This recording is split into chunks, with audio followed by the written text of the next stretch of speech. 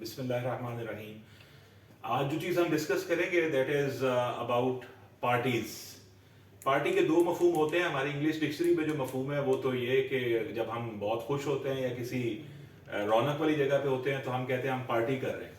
लेकिन कानून के अंदर इसका फहम और मतलब बिल्कुल मुख्तलिफ हो जाता है। पार्टी का मतलब फरीक होता है। पार्टीज जो जो who are at loggerheads, जो आपस में लड़ रही हैं, झगड़ रही हैं, जिनका आपस के अंदर कोई शिकवा और शिकायत है, जो रिड्रेसल के लिए कोर्ट से रब्ता कर बैठी हैं, हम उन्हें पार्टी कहते हैं। पार्टी बहुत इंपॉर्टेंट है किसी भी सूट को फ्रेम करने के लिए। It is very important for a frame of suit, क्योंकि अगर आप पार्टी जो है वो सही शख्स को नहीं बनाते हैं और उसके खिलाफ उसको पार्टी बनाए बगैर अगर आप कोर्ट से किसी तरह की प्रेयर करते हैं, कोई इस्तदा करते हैं, कोर्ट से कोई रिलीफ मांगते हैं, तो इट इज़ वेरी डिफिकल्ट कि कोर्ट आपको कोई रिलीफ दे सके, because he is no more party in that case.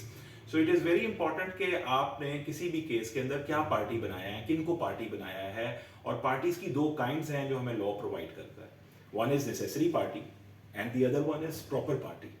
So it is important कि अगर आपने कोई रिलीफ सीख करना है कोर्ट से, तो रिलीफ हमेशा नेसेसरी पार्टी के अगेंस्ट मांगा जाता है। They have to be pleaded as party in your suit, in your writ और इन योर प्रोसीडिंग्स।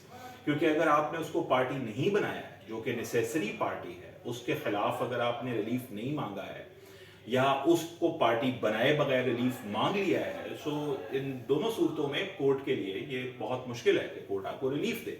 उस सूरत में कोर्ट आपके साथ दो काम कर सकती है, या तो आपको मुकदमा वापस कर सकती है या आपको ये डायरेक्ट कर सकती है कि आप उस शख्स को नेसेसरी पार्टी बनाइए जिसके खिलाफ आप प्रेयर मांग रहे हैं।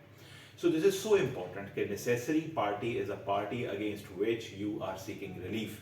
ये वो फरीक है जिसके अगेंस्ट आप इस्तदा करते हैं, कोर्ट से प्रेयर करते हैं, कोर्ट से रिलीफ मांगते हैं। सो इट इज़ इम्पॉर्टेंट कि आपके केस में जिन लोगों के खिलाफ आपने रिलीफ मांगा है वो वहाँ पे पार्टी की सूरत कोर्ट के सामने मौजूद भी हों, यानी आपने अपनी प्लेंट में या अपनी रिट पिटिशन में आपने उसको पार्टी बनाया।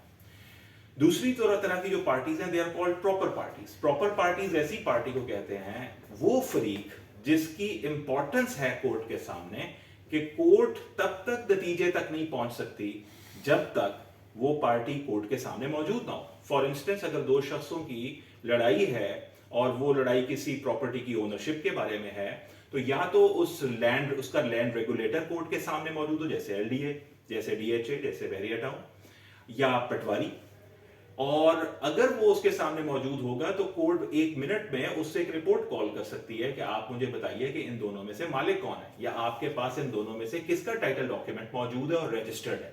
So it is very important कि नेसेसरी पार्टीज भी कोर्ट के सामने मौजूद हों और प्रॉपर पार्टीज भी कोर्ट के सामने मौजूद हों, ताकि उन पार्टीज के खिलाफ आप रिलीफ मांग सकें। अदरवाइज पार्टी को इम्प्लीड किए बगैर कोर्ट से प्रेयर करना ऐसे ही है जैसे आपने हवा में तीर चलाया।